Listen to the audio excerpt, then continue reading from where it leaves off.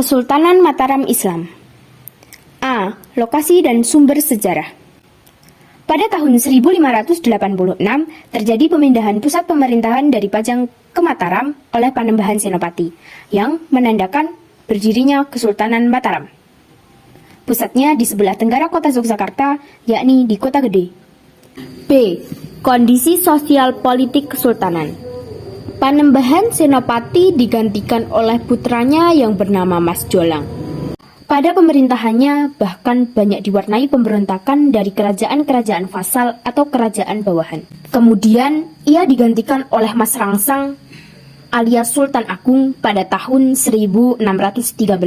Ini memiliki cita-cita, yaitu menyatukan Jawa di bawah kekuasaan Mataram. Sultan Agung namun memiliki cara, yaitu dengan melatih tentara Mataram sedemikian rupa sehingga kuat secara fisik dan mental.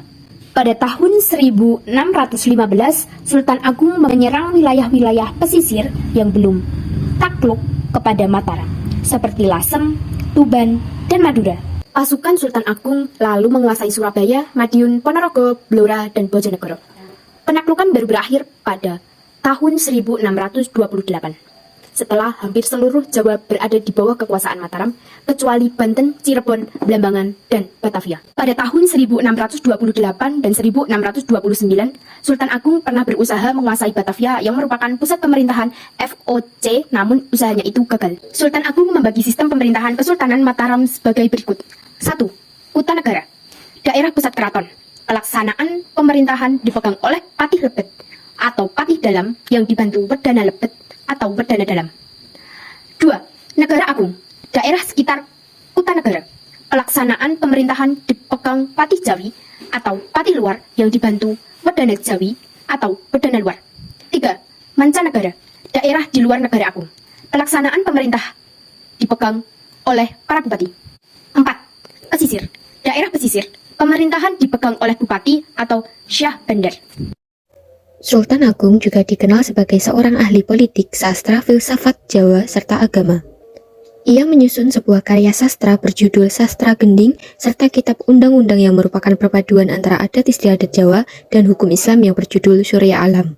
Ia juga menciptakan kalender Jawa yang sama dengan tahun Hijriah. Pada masa ini pula, tumbuh kebudayaan kejawen, yaitu akulturasi antara kebudayaan Jawa asli, Hindu, Buddha, dan Islam. Kondisi ekonomi yang diterapkan Sultan Agung bercorak agraris dan maritim. Pada tahun 1645 digantikan oleh putranya Amangkurat I. Berbeda dari ayahnya, ia memerintah dengan sangat kejam dan lalim sehingga Mataram cepat mengalami kemunduran. Ia juga menjalin hubungan yang mesra dengan Belanda. Amangkurat I bersekutu dengan VOC. Amangkurat I wafat di Tegal Arum pada tahun 1677 ketika mengungsi sehingga dijuluki Sunan Tegal Arum. Penggantinya adalah Amangkurat II yang memerintah pada tahun 1677 hingga 1703. Ia sangat patuh pada VOC, sehingga Belanda menguasai hampir sebagian besar wilayah Mataram.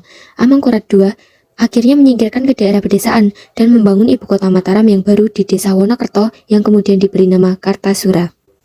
Pengganti Amangkurat II secara berurutan adalah Amangkurat III pada tahun 1703 sampai 1708. VOC tidak menyukai Amangkurat III karena menentang VOC, sehingga VOC mengangkat Pakubuwana I sebagai sultan. Mataram pun memiliki dua sultan, sehingga menyebabkan perpecahan internal. Kekacauan politik baru dapat diselesaikan pada masa Pakubuwana III setelah pembagian wilayah Mataram menjadi dua, yaitu Kesultanan Ngayogyakarta dan Kasunanan Surakarta pada 13 Februari 1755.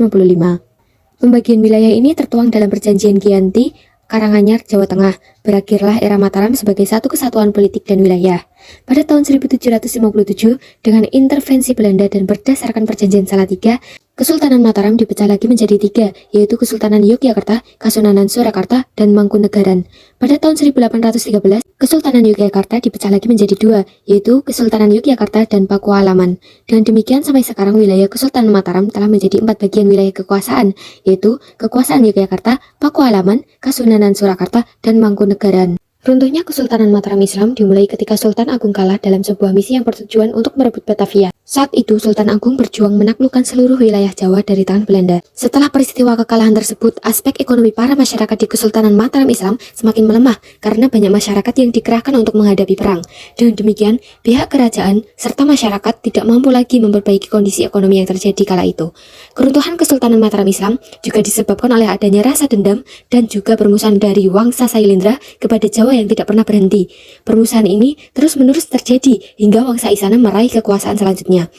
Saat Empu Sindok memimpin pemerintahan di Jawa Timur, pasukan Sriwijaya datang untuk menyerang wilayahnya.